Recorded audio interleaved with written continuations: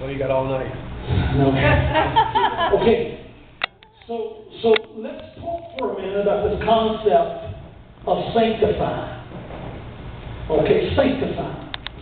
Because this has been a divisive, doctrinal, and you can read that, you're pretty good.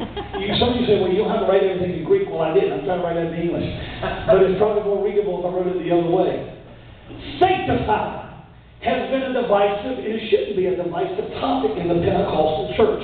Do you know that the concept of sanctification is what divided the Pentecostal holiness and the Assemblies of God and the Church of God? Three of the most dominant, or when I say dominant, the most traditional Pentecostal denominations were divided at the topic of sanctification. And so the IPHC, which we are a part of, comes from a strong Wesleyan background, which has a very aggressive view of sanctification. And so when we talk about sanctification, I want you to understand the way I think of it. I want you to think of what I call positional sanctification. And then there's practical sanctification. Positional sanctification is what the book of Hebrews teaches when it says you have been sanctified through His blood.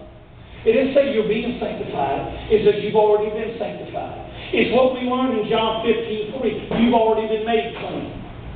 Now, you may not be living like it, but you say, well, is that hard to understand? Well, can you understand tonight that you are a son, but you may still be living like a servant?